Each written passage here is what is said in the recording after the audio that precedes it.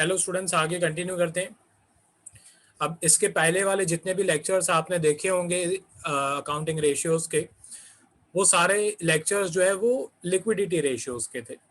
अभी हम आज इस लेक्चर से सॉल्वेंसी रेशियोज के सम्स जो है वो स्टार्ट करेंगे। ओके, अब लिक्विडिटी रेशियोज क्या थे वो मैंने आपको समझा दिया। लिक्विडिटी रेशियोज हमें हमारे short term liability, short term जो हमारे एक तरीके से फाइनेंशियल पोजीशन है वो कैसी है, हम अपने शॉर्ट टर्म लायबिलिटीज को पे कर पाएंगे या नहीं पे कर पाएंगे, वो सारी चीज़ें हमें पता चलती हैं लिक्विडिटी रेशियो से।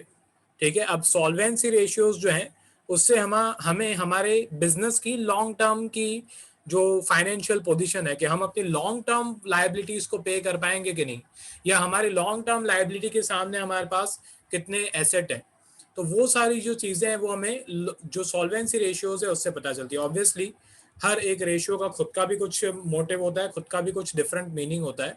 वो मैं जैसे जैसे आपको समझाते जाऊंगा वैसे वैसे ऑब्वियसली जो है वो आपको मीनिंग जो है वो पता चलते जाएगा। अब मेन टोटल 4 सॉल्वेंसी रेशियोज हैं।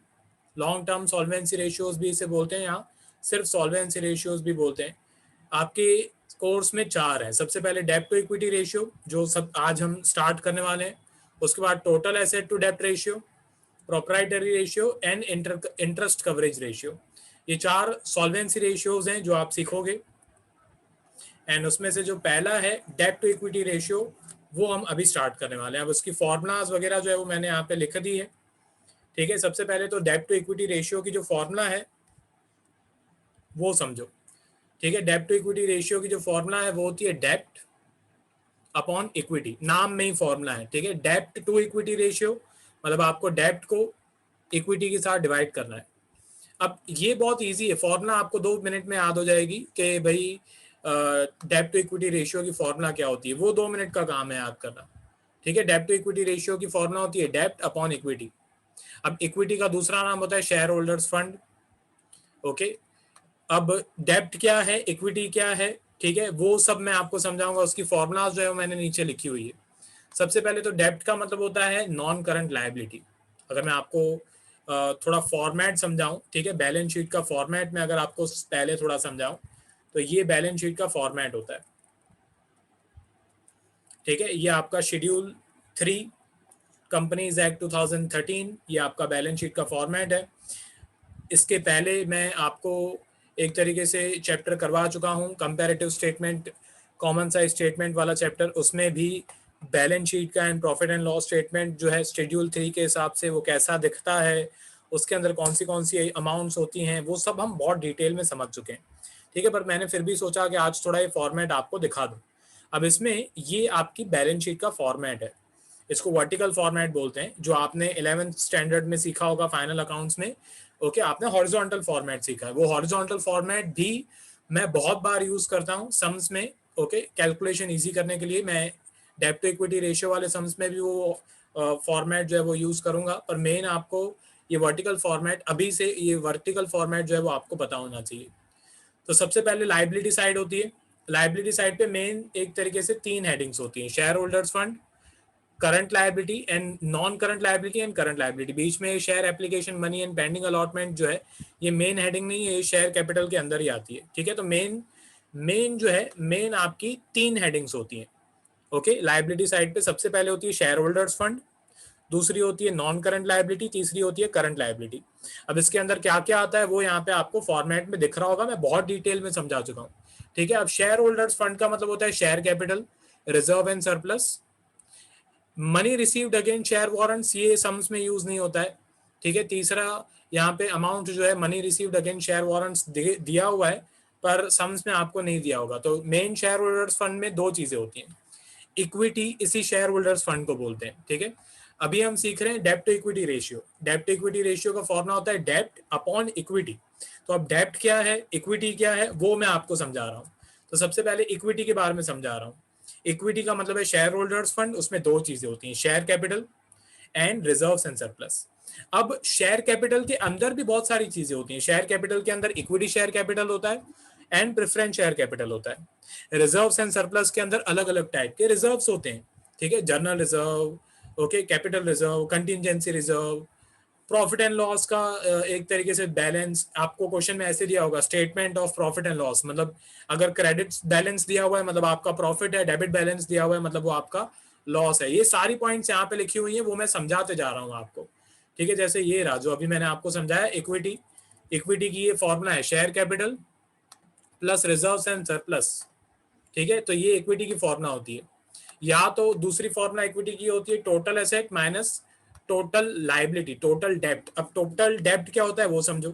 शेयर होल्डर समझना बहुत इजी था, इक्विटी समझना जो है वो बहुत इजी था। अभी आगे मैं दूसरा आपको समझाता हूं,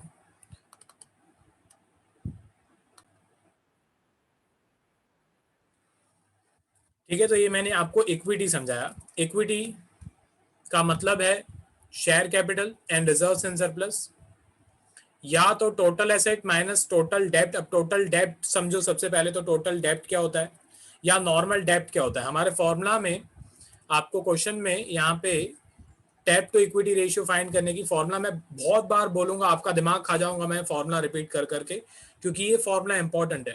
क्वेश्चन में आपको अगर बोल रहे हैं डेब्ट टू इक्विटी रेशियो फाइंड करो, एंड अगर आपको मेन डेब्ट टू इक्विटी की फॉर्मूला ही नहीं पता है तो आपका सम स्टार्ट होने से पहले ही खत्म हो गया, ठीक है। सम आपका स्टार्ट होने से पहले ही खत्म हो गया, आपको आएगा ही नहीं। मेन फॉर्मूला ही अगर आपको याद नहीं है, ठीक है, तो बाकी सम आप कुछ नहीं कर पाओगे, सब इन्फॉर्मेशन आपको मतलब काला अक्षर भैंस बराबर हो जाएगा, ठीक है। तो अब यहाँ पे जो डेप्ट दिया हुआ है, इक्विटी तो मैंने समझाया, इक्विटी का मतलब होता है share capital plus reserves and surplus, ठीक है। इसकी दूसरी फॉर्मूला भी होती है टोटल एसेट माइनस टोटल डेप्ट, वो भी मैं समझाऊंगा, ठीक है। मैं हर एक फॉर्मूला समझाऊंगा अभी, पर सबसे पहले डेप्ट क्या होता है वो समझ लो अभी, ठीक है। तो डेप्ट भी बोलते हैं, ठीक है, एंड इसको डेप्ट के अलावा नॉन करंट लायबिलिटी भी बोलते हैं, ठीक है। डेप्ट भी बोलते हैं, इसको नॉन करंट लायबिलिटी भी बोलते हैं। अब मैं वापस से फॉर्मेट में आपको लेके जाऊंगा, ठीक है। अब नीचे आपको यहाँ पे क्वेश्चन में आपके फॉर्मेट में थर्ड हेडिंग दी हुई है, एक्चुअल में तीन ही हेडिंग्स होती है मेन, बीच में जो सेकंड हेडिंग है share capital money pending allotment, ठीक है, ये मेन हेडिंग होती नहीं है, एक्चुअली नॉर्मली यूज नहीं की जाती है। तो सबसे पहले होता है शेयर होल्डर्स फंड मतलब इक्विटी, उसके बाद डेप्ट जो है वो ये नॉन करंट लायबिलिटी की बात कर रहे हैं ये लोग। नॉन करंट लायबिलिटी का मतलब समझो, नॉन करंट लायबिलिटी का मतलब होता है ऐसी लायबिलिटी जो कि लंबे टाइम तक चलेगी, जैसे डिबेंचर्स, ठीक है, जैसे कि लॉन्ग टर्म प्रोविजंस, ओके। आपका एक तरीके से कोई भी लॉन्ग टर्म प्रोविजन हो सकता है, ओके, डिबेंचर रिडम्पशन रिजर्व वगैरह हो सकता है। वो कौन से लॉन्ग टर्म प्रोविजंस होते हैं, अगर आपके पास वो पीडीएफ नहीं है, अगर इसका डिटेल्ड फॉर्मेट आपको चाहिए तो मुझे मैसेज करना, मैं आपको व्हाट्सएप पे सेंड कर दूंगा, ओके। अब फिलहाल मैं इतना समझा सकता हूँ, ये नॉन करंट लायबिलिटी जो है ये आपका डेप्ट होता है। नॉन करंट लायबिलिटी के अंदर लॉन्ग टर्म बोरोइंग्स, मतलब आपने बैंक से लोन लिया हुआ है एक साल से ज्यादा के लिए, ठीक है, 5 साल 10 साल के लिए आपने बैंक से लोन लिया है, वो आपके लॉन्ग टर्म बोरोइंग्स है। डिबेंचर्स आपने इशू करके रखे हुए हैं, डिबेंचर्स कंपनी इशू करती है जब कंपनी को पैसे की जरूरत होती है, तो डिबेंचर भी कंपनी के लिए एक टाइप का लोन है, पर ये लोन कंपनी बैंक से नहीं लेती है, ये लोन कंपनी नॉर्मल पब्लिक से, हम जैसे लोगों से लेती है, ठीक है। तो ये डिबेंचर्स भी लंबे लंबे टाइम के लिए होते हैं, 5 5 10 10 15 15 साल के लिए होते हैं, लॉन्ग टर्म बोरोइंग्स हैं, okay. Deferred tax liabilities, deferred tax liability मतलब आपकी टैक्स की लायबिलिटीज, आपने टैक्स अभी तक पे नहीं किया है वो वाली liability. Other long term liability and long term provisions. तो ये जो नॉन करंट लायबिलिटी है इसके अंदर आने वाली जो चीजें हैं ये एक तरीके से हमारी डेप्ट होता है। तो अब मैंने आपको डेप्ट भी समझा दिया, डेप्ट का मतलब होता है non current liability, and equity का मतलब होता है शेयर होल्डर्स फंड, ठीक है। अब इसकी अलग अलग फॉर्मुलाज आपको यहाँ पे दी हुई है, वो फॉर्मुलाज आपकी टेक्स्ट बुक में भी है, ये सब मैंने टेक्स्ट बुक में से ही देख के लिखा है, ठीक है। ये फॉर्मुलाज आपकी एक तरीके से टेक्स्ट बुक में भी दी हुई है, यहाँ पे भी दी हुई है। पॉज करके अगर आपको लिखनी है तो यहाँ पे इस मोमेंट पे पॉज करो, एंड ये पूरा जितना भी अभी स्क्रीन पे दिख रहा है वो सब लिख लो। मैं हमेशा ये बोलता हूँ कि हर एक चैप्टर जब भी मैं स्टार्ट करवाऊँ, हर एक चैप्टर के पहले कुछ पेजेस छोड़ दो जहाँ पे रूल्स फॉर्मुलाज वगैरह जो है वो मैं आपको लिखवाऊंगा। तो ये जो फॉर्मुलाज हैं, जो रूल्स हैं, नोट वगैरह मैंने अपने जो रूल्स हैं, मेरी जो ट्रिक्स हैं वो भी मैंने यहाँ पे लिख दी है, ठीक है। अब ध्यान दो, सबसे पहले तो डेप्ट की अलग अलग फॉर्मुला होती है, long term borrowings plus long term provision, जो फॉर्मेट में मैंने आपको अभी जस्ट बताया, long term borrowings, long term provision, deferred tax liability, ये पहली फॉर्मुला है। इसमें long term borrowings and long term provision को आप प्लस कर दोगे अगर, तो आपका डेप्ट या नॉन करंट लायबिलिटी बोलो वो आ जाएगा, ओके। उसके बाद दूसरी फॉर्मुला भी होती है डेप्ट की, okay, total liability minus current liability. अब टोटल लायबिलिटी का मतलब समझो। सबसे पहले तो टोटल डेब्ट बोलते हैं कभी कभी, ओके, या टोटल लायबिलिटी बोलते हैं, दोनों का मीनिंग क्या होता है वो समझो। जब भी ये लोग क्वेश्चन में आपको टोटल लायबिलिटी बोलते हैं, ये मैं पहले भी समझा चुका हूँ करंट रेशियो समझाने के टाइम पे, तब ये लोग non current liability plus current liability की बात कर रहे होते हैं। लाइबिलिटीज मेन दो टाइप की होती हैं, वैसे तीन मेन लाइबिलिटीज होती हैं, शेयर होल्डर्स फंड भी होते हैं, पर मेन एक्सटर्नल लाइबिलिटी की अगर बात करें, शेयर होल्डर्स फंड या इक्विटी वो इंटरनल लाइबिलिटी है। अगर हम एक्सटर्नल थर्ड पार्टी की लाइबिलिटी की बात करें तो दो टाइप की लाइबिलिटीज होती हैं, एक होती है नॉन करंट लाइबिलिटी एंड एक होती है करंट लाइबिलिटी। दोनों के टोटल को टोटल लाइबिलिटी बोलते हैं या टोटल डेप्ट बोलते हैं या टोटल एक्सटर्नल लाइबिलिटी बोलते हैं। ठीक है, तो कभी कभी आपको क्वेश्चन में लॉन्ग टर्म बोरिंग्स नहीं देते हैं, लॉन्ग टर्म प्रोविजन नहीं देते हैं, वो तो जैसे जैसे सम्स आएंगे वो सम्स भी मैं आपको करवाऊंगा ही, तो आपको टोटल लाइबिलिटी देंगे। ठीक है, तो आपको क्या चाहिए, आपको चाहिए नॉन करंट लाइबिलिटी, वो आपका डेप्ट है। ठीक है, ये डेप्ट जो है, डेप्ट टू इक्विटी रेशियो, इसमें जो डेप्ट की बात कर रहे हैं ये लोग, ये नॉन करंट लाइबिलिटी की बात कर रहे हैं। ठीक है, तो ये डेप्ट जो है वो हमें फाइंड करना है, मतलब नॉन करंट लाइबिलिटी हमें चाहिए। तो अगर आपको क्वेश्चन में टोटल लाइबिलिटी दी हुई है और करंट लाइबिलिटी दी हुई है, तो पूरी टोटल लाइबिलिटी में से करंट लाइबिलिटी माइनस कर दो, तो ऑब्वियसली जो अमाउंट बच जाएगी वो आपकी नॉन करंट लाइबिलिटी की अमाउंट आएगी। तो ये दूसरी फॉर्मूला है डेप्ट को फाइंड करने की। अच्छा, तीसरी फॉर्मूला भी होती है डेप्ट को फाइंड करने की, वो है कैपिटल एम्प्लॉयड माइनस इक्विटी। अब सबसे पहले तो कैपिटल एम्प्लॉयड की फॉर्मूला ये रही। कैपिटल एम्प्लॉयड का मतलब होता है non current asset plus working capital, ये फॉर्मूला है उसकी। या कैपिटल एम्प्लॉयड की दूसरी फॉर्मूला होती है डेप्ट प्लस इक्विटी। ओके, तो कभी कभी कैपिटल एम्प्लॉयड की वैल्यू दी हुई होती है क्वेश्चन में, ये कैपिटल एम्प्लॉयड की फॉर्मूला है। ठीक है, ये फॉर्मूला सब आपको याद करनी पड़ेगी, इसका कोई अल्टरनेटिव नहीं है, फॉर्मूलाज लर्न करनी पड़ेगी। कैसे लर्न होगी, तो सिंपल है, 5-5 बार लिखोगे तो अपने आप लर्न हो जाएगी। सम सॉल्व करोगे, समझोगे सम्स को, तो अपने आप सॉल्व हो जाएगी। सिर्फ देखने से याद नहीं होगा, इतना तो पक्की बात है। ठीक है, आपको सम सॉल्व करने पड़ेंगे, लिखने पड़ेंगे, फॉर्मूलाज याद करनी पड़ेगी, तो जाके फॉर्मूलाज याद होगी। ओके, तो डेप्ट में कभी कभी आपको कैपिटल एम्प्लॉयड देते हैं। ओके, एंड कैपिटल एम्प्लॉयड में से अगर आप इक्विटी की वैल्यू हटा दोगे, तो आपकी एक तरीके से कैपिटल एम्प्लॉयड में से इक्विटी की वैल्यू हटाने के बाद डेप्ट की वैल्यू आ जाएगी, क्योंकि ये इसकी फॉर्मूला होती है। कैपिटल एम्प्लॉयड का मतलब होता है डेप्ट प्लस इक्विटी, मतलब non current liability plus equity. मतलब ये फॉर्मेट से अगर मैं आपको समझाऊं, ठीक है, ये फॉर्मेट से अगर मैं आपको समझाऊं, तो कैपिटल एम्प्लॉयड का मतलब होता है ये दो हेडिंग्स का टोटल। ठीक है, शेयर होल्डर्स फंड एंड ये नॉन करंट लायबिलिटी। ठीक है, share holders fund and non current liability को अगर आप इन दोनों वैल्यूज का अगर आप टोटल लोगे, तो आपका कैपिटल एम्प्लॉयड आएगा। अब कैपिटल एम्प्लॉयड का मतलब समझो। कैपिटल एम्प्लॉयड का मतलब होता है वो पैसा जो आपके बिजनेस में लगा हुआ है। ठीक है, वो पैसा जो आपके बिजनेस में लगा हुआ है, जो कि लंबे टाइम तक हम यूज करने वाले हैं। जैसे शेयर कैपिटल का पैसा है, इक्विटी शेयर का पैसा है, डिबेंचर का पैसा है। ठीक है, ये सब पैसा हमारे बिजनेस में लंबे टाइम तक लगा रहने वाला है। ओके, करंट लायबिलिटी में जो पैसा होता है, करंट लायबिलिटी की जो करंट लायबिलिटीज जो होती है वो 1 साल के अंदर ही पे वगैरह हो जाती है। पर share holders fund and non current liability मतलब एक तरीके से ये हमारा लंबे टाइम तक का पैसा होता है, इसे कैपिटल एम्प्लॉयड बोलते हैं।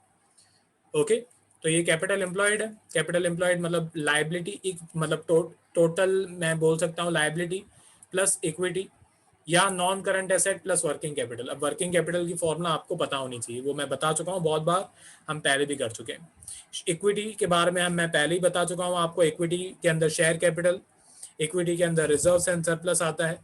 ठीक है, या तो दूसरा तरीका ये है, अगर इक्विटी में आपको सपोज करो आपको टोटल लाइबिलिटी दी हुई है एंड टोटल एसेट दिया हुआ है, तो टोटल एसेट में से अगर आप टोटल लाइबिलिटी माइनस कर दोगे, मैं वापस से रिपीट करता हूं, टोटल एसेट में से अगर आप टोटल लाइबिलिटी माइनस कर दोगे तो भी आपकी इक्विटी आ जाएगी। ठीक है, अब ये फॉर्मेट के हिसाब से भी अगर मैं आपको समझा दूं, ये फॉर्मेट के हिसाब से समझो। ठीक है, आपको ये चाहिए share holders fund, share holders fund बोलो या इक्विटी बोलो या प्रोप्राइटर्स फंड बोलो, बात एक ही है। ठीक है, तो आपको ये चाहिए।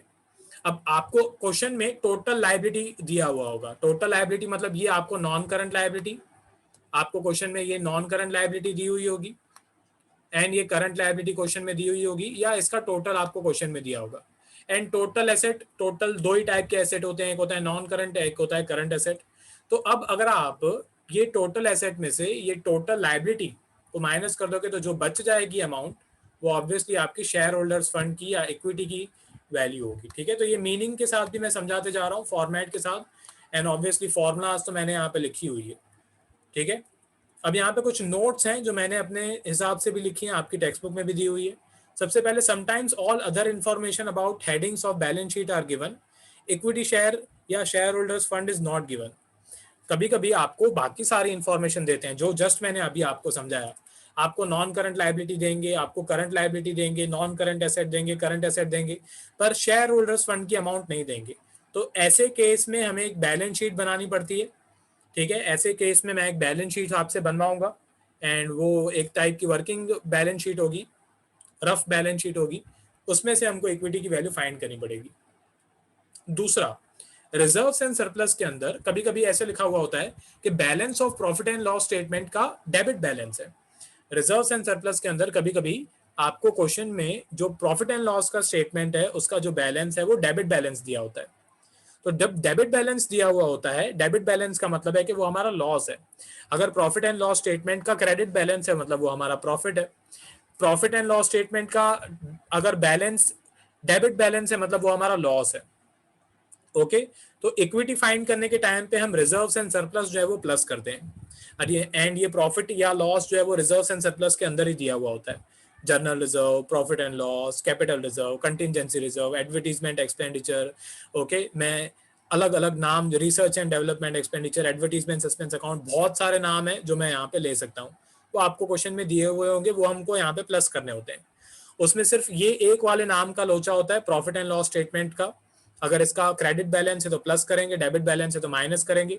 कुछ भी नहीं लिखा हुआ है तो हम सपोज करेंगे कि क्रेडिट बैलेंस है। ओके, अब यहाँ पे पॉज करो। ठीक है, जो लोग ऐप पे देख रहे हैं वीडियो, यहाँ पे पॉज करो, एंड जितना भी आपको अभी स्क्रीन पे दिख रहा है वो लिख लो। ठीक है, क्योंकि ये सारी फॉर्मूलाज हैं। ये फॉर्मूलाज अगर आपको याद होगी सम्स करने से पहले, तो आपको अच्छी तरह से सम्स जो है वो समझ में आएंगे। ठीक है, डेब्ट टू इक्विटी रेशियो के अभी सम्स मैं करवाऊंगा आपको। ठीक है, अभी एक दो सम्स मैं इस लेक्चर में आपको करवाऊंगा। डेब्ट टू इक्विटी रेशियो के ऑब्वियसली स्टार्टिंग के सम्स थोड़े इजी होते हैं। डेब्ट टू इक्विटी रेशियो हमें क्या बताता है, मैं एक बार लास्ट टाइम बता दूं। डेब्ट टू इक्विटी रेशियो हमें हमारी कंपनी की long term financial position, okay, हमारी कंपनी में डेब्ट के सामने कितनी इक्विटी है, मतलब हमारे जो नॉन करंट लायबिलिटी है उसके सामने हमारे कितने शेयर होल्डर, शेयर कैपिटल है उसके सामने हमारे कितना शेयर होल्डर्स फंड है, इक्विटी है कितनी है, वो हमें डेब्ट टू इक्विटी रेशियो से पता चलता है। ठीक है, इन शॉर्ट लॉन्ग टर्म की फाइनेंशियल पोजीशन पता चलती है। ओके, अब ये मैं ऐसा अज्यूम कर रहा हूँ कि आपने यहाँ पे पॉज करके लिख लिया होगा। ठीक है, अब मैं आगे स्क्रॉल कर रहा हूँ। अब यहाँ पे इसके जो सम्स है वो मैं स्टार्ट कर रहा हूँ। तो सबसे पहले तो एग्जाम्पल नंबर 40 है। यहाँ पे आपको क्वेश्चन में आपको यहाँ पे डेब्ट टू इक्विटी रेशियो फाइंड करने के लिए बोल रहे हैं। ऑब्वियसली इसके सम्स हैं तो वही बोलेंगे फाइंड करने के लिए। इन्फॉर्मेशन आपको दी हुई है, एंड इसमें से सबसे पहले तो फॉर्मूला आपको पता होनी चाहिए। जस्ट मैंने अभी पूरी कथा बताई, मैं एक इक्वेशन कॉपी कर लूँ 2 मिनट। ठीक है, ये मेरे काम आएगी टाइपिंग करने के टाइम पे। ओके, तो अब ध्यान दो, सबसे पहले तो डेब्ट टू इक्विटी रेशियो आपको फाइंड करना है। तो डेब्ट टू इक्विटी रेशियो की फॉर्मूला पता होनी चाहिए। तो डेब्ट टू इक्विटी रेशियो, इसकी फॉर्मूला लर्न करना सबसे इजी है क्योंकि इसका नाम में इसकी फॉर्मूला है। डेब्ट टू इक्विटी रेशियो मतलब डेब्ट अपॉन इक्विटी। ठीक है, डेब्ट अपॉन इक्विटी, ये इसकी फॉर्मूला है। अच्छा, इसके आंसर के बारे में मैं थोड़ा बता दूं, एंड इसके प्योर रेशियो के बारे में बता दूं। रियल लाइफ में अगर आपका डेब्ट टू इक्विटी रेशियो 2:1 है, मतलब आपके पास 2 रुपए की नॉन करंट लाइबिलिटी के सामने 1 रुपए की इक्विटी है, तो ऐसा अप्रोप्रिएट, इसको प्योर रेशियो बोलते हैं। ये एमसीक्यूज वगैरह में पूछते हैं। रियल लाइफ में ऐसा अच्छा माना जाता है कि अगर आपके पास 2 रुपए की इक्विटी, 2 रुपए की डेब्ट के सामने 1 रुपए की इक्विटी है। ओके, एंड आपको आंसर में हमेशा पीछे डेब्ट टू इक्विटी रेशियो जब भी आप कैलकुलेट करो, आपको आंसर में हमेशा पीछे रेशियो 1 लगाना जरूरी है, जैसे करंट रेशियो में, जैसे लिक्विड रेशियो में हम लगाते थे वैसे। ठीक है, नहीं तो अगर आप रेशियो 1 नहीं लगाते हो लास्ट में, मार्क्स कट जाएंगे, तो ध्यान देना। ओके, अब यहाँ पे ये फॉर्मूला तो सबसे पहले आपको पता होनी चाहिए, डेब्ट अपॉन इक्विटी। ये फॉर्मूला लर्न करना बहुत ईजी है, नाम में ही है फॉर्मूला। सबसे इंपॉर्टेंट ये है कि डेब्ट अभी कैसे कैलकुलेट करेंगे, एंड जो क्वेश्चन में आपको इक्विटी दी हुई है वो कैसे कैलकुलेट करेंगे। अब क्वेश्चन में आपको शेयर कैपिटल दिया हुआ है, क्वेश्चन में आपको जर्नल रिजर्व दिया हुआ है, क्वेश्चन में आपको surplus in balance sheet, balance of profit and loss दिया हुआ है, सरप्लस दिया हुआ है, ये शब्द ध्यान देना। फिर आपको डिबेंचर्स दिया हुआ है, लॉन्ग टर्म प्रोविजन दिया हुआ है, आउटस्टैंडिंग एक्सपेंसेस दिए हुए हैं। तो डेब्ट में हमें क्या क्या चाहिए वो मैं आपको बताता हूँ। डेब्ट में ये सारी इंफॉर्मेशन में से हमें डिबेंचर्स चाहिए,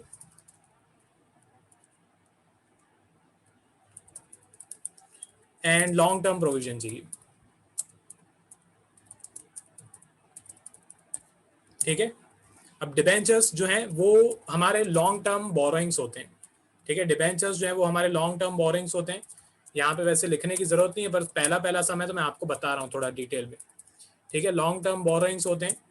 अब डेब्ट का मतलब क्या होता है? डेब्ट का मतलब होता है नॉन करंट लायबिलिटी। मैंने जस्ट आपको ऊपर पूरी कथा समझाई। नॉन करंट लायबिलिटी के अंदर आपके long term borrowings, long term provisions, deferred, एक तरीके से tax liability, and other long term provisions जो है वो, ये अदर लॉन्ग टर्म लायबिलिटीज जो है वो, ये सारी चीजें आती हैं। अब लॉन्ग टर्म बोरोइंग्स के अंदर क्या आता है? तो डिबेंचर्स या बैंक लोन वगैरह आपने लिया है, वो सारी चीजें आती हैं।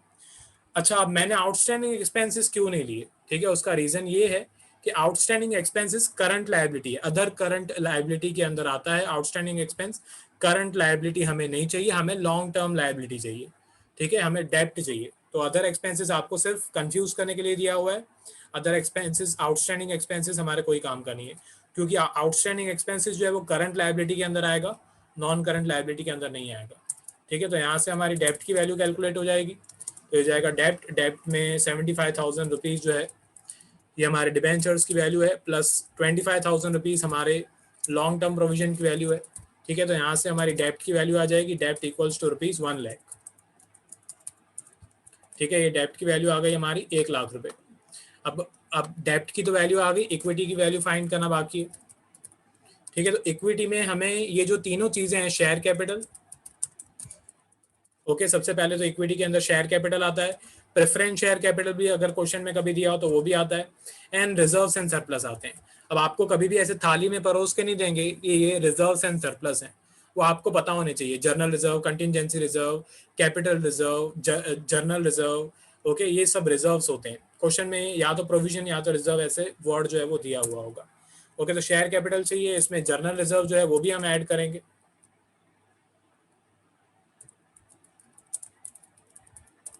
ओके, एंड इसमें जो आपको प्रॉफिट दिया हुआ है, यहाँ पे क्वेश्चन में दिया हुआ है सरप्लस। सरप्लस का मतलब होता है प्रॉफिट।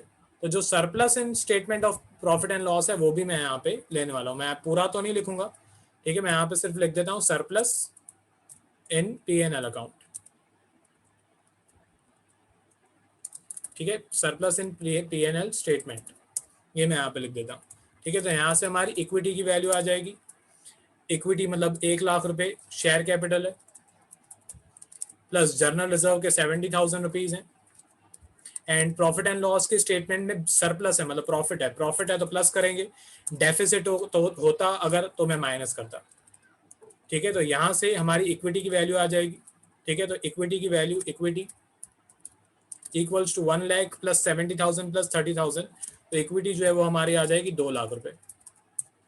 ठीक है, ये हमारी इक्विटी की वैल्यू आ गई। अब शेयर कैपिटल में अगर आप ध्यान से देखोगे तो लिखा हुआ है 10,000 इक्विटी शेयर्स ऑफ ₹10 ईच। मतलब टोटल हमारी कंपनी के 10,000 इक्विटी शेयर्स हैं मार्केट के अंदर पेड अप, एंड उसमें से ₹10 का हर एक शेयर है। शेयर कैपिटल वाला चैप्टर अगर आपने समझा है तो आपको समझ में आएगा कि ये कोई काम का नहीं है अभी फिलहाल। ओके, मतलब ये सिर्फ आपको एक्स्ट्रा इन्फॉर्मेशन दी हुई है कि 10,000 शेयर्स है और हर एक शेयर ₹10 का है। 10,000 मल्टीप्लाई बाय 10 करोगे तो अपने आप ऑटोमेटिकली 1 लाख रुपीज आएगा। ओके, तो ये कोई काम की नहीं है इन्फॉर्मेशन। बहुत सारे स्टूडेंट्स को ऐसे लगता है सर इसका क्या करेंगे, 10,000 और 10 का, इसका कुछ नहीं करेंगे। ठीक है, सिर्फ आपको एक्स्ट्रा इन्फॉर्मेशन दी हुई है। अब डेप्ट भी आ गया, इक्विटी भी आ गई, बस अभी फॉर्मूला में वैल्यूज, अभी तो बहुत ईजी है ना, अभी तो कोई बेवकूफ़ भी कर लेगा जिसको फॉर्मूला पता होगी। मेन क्या है, इंपॉर्टेंट क्या है इस चैप्टर में? इंपॉर्टेंट ये है कि आपको मेन फॉर्मूला तो पता होनी चाहिए, पर उसकी जो सब फॉर्मूलाज हैं कि भाई कैसे डेप्ट चाहिए, इक्विटी चाहिए, तो डेप्ट कहाँ से आएगा, डेप्ट की फॉर्मूला क्या है, ओके, इक्विटी कहाँ से लाएंगे, वो मेन जिसको पता होगा वो सम सॉल्व कर पाएगा। ठीक है, अभी बस यहाँ पे फॉर्मूला में वैल्यू पुट करनी है। मैं साइड में कैलकुलेशन कर रहा हूँ, आपको साइड में नहीं करनी है, आप नीचे लिखना। ठीक है, तो डेब्ट to equity ratio equals to मैं फॉर्मूला वापस से नहीं लिखूंगा, मैं लिख चुका हूँ पहले। तो डेब्ट टू इक्विटी रेशियो, इसमें डेब्ट है हमारा 1 लाख, इक्विटी है 2 लाख। ओके,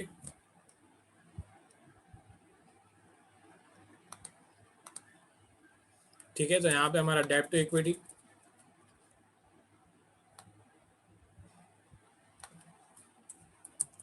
डेब्ट टू इक्विटी रेशियो जो है उसका आंसर जो है वो आ रहा है 1 लाख अपॉन 2 लाख करोगे तो आपका आंसर आएगा 1/2, पर ऐसे 1/2 नहीं लिखते हैं, 1:2 लिखते हैं। ठीक है, तो ये डेब्ट टू इक्विटी का आंसर हमारा आ रहा है 1:2। ओके, या ऐसे भी 1:2 भी नहीं लिखेंगे, क्योंकि 1:2 भी नहीं लिख सकते क्योंकि पीछे हमेशा हमको रेशियो 1 चाहिए। तो 1/2 करोगे तो आपका आंसर आएगा 0.5, 0.5/1। अब 0.5/1 भी लिखते हैं, 0.5:1 आपको लिखना है। ठीक है, तो 1 लाख/2 लाख किया तो 1/2 आया, पर 1:2 भी नहीं लिख सकते हैं क्योंकि स्टार्टिंग में मैंने आपको बताया हर एक डेब्ट टू इक्विटी रेशियो के आंसर में लास्ट में पीछे रेशियो 1 होना जरूरी है। तो 1/2 किया तो 0.5/1 आया। ठीक है, 0.5 आंसर आया, पर सिर्फ 0.5 लिखोगे या 0.5/1 लिखोगे तो भी नहीं चलेगा, 0.5:1 लिखना जरूरी है। तो आपका एग्जाम्पल 40 है, ये उसका आंसर है, पॉज करके लिख लेना। ठीक है, आगे बढ़ते हैं। आई होप आपने पॉज करके लिख लिया होगा जो ऐप पे देख रहे हैं।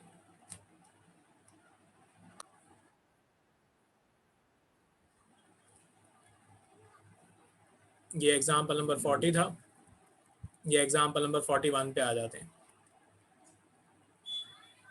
ओके, अब एग्जाम्पल नंबर 41 इमेज मैंने डाल दी है, ये आपके एग्जाम्पल है, आपके पास भी टेक्स्ट बुक होगी।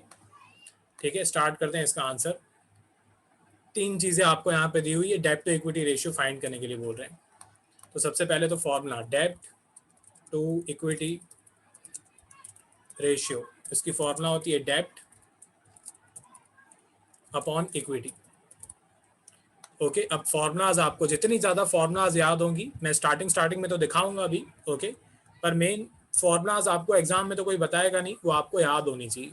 अब क्वेश्चन में आपको 3 चीज़ें दी हुई हैं, टोटल एसेट आपको दिया हुआ है, टोटल लाइबिलिटीज आपको यहाँ पे दी हुई है, एंड आपको करंट लाइबिलिटी दी हुई है। ठीक है, तो फॉर्मूलाज में साइड में लिखते भी जाता हूँ।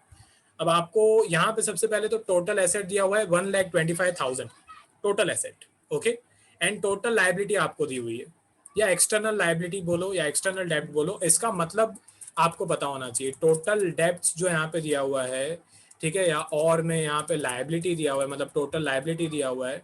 ठीक है, या फिर दैट इज करके इन्होंने यहाँ पे लिखा हुआ है एक्सटर्नल डेब्ट, इसका मतलब आपको समझ में आना चाहिए। ओके, इसका मतलब होता है non current liability plus current liability. ठीक है, अब हमको यहाँ पे मतलब है नॉन करंट लायबिलिटी से।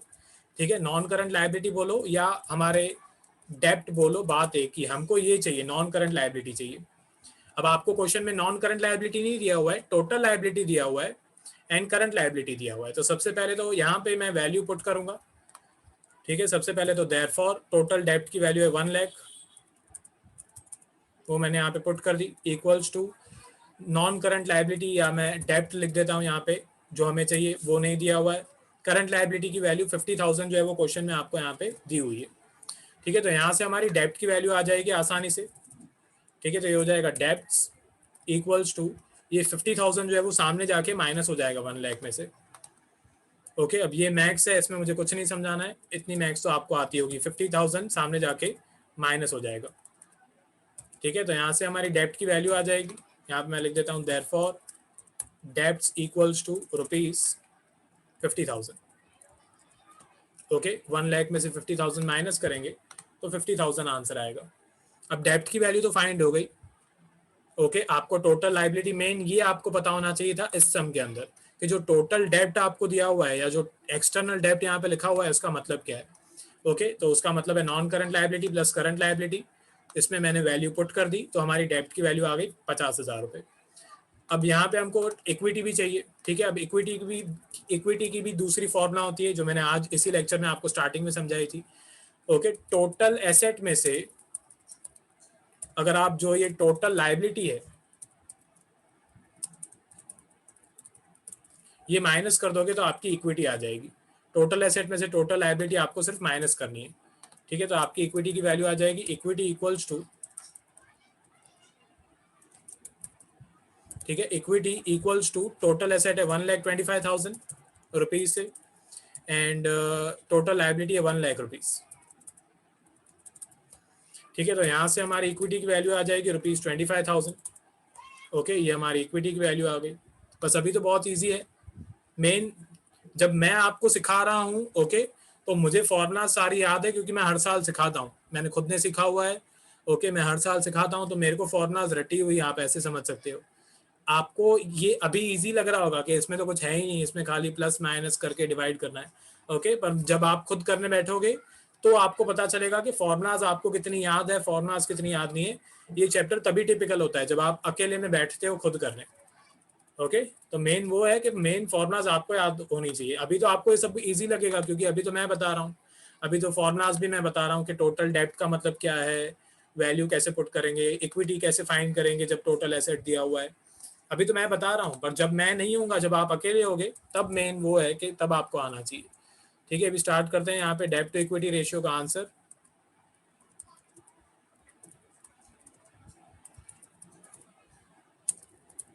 इक्वल्स टू यहाँ पे वैल्यू पुट कर देते हैं। डेब्ट की वैल्यू है 50,000, इक्विटी की वैल्यू है 25,000, ठीक है। तो यहाँ पे आपका आंसर आएगा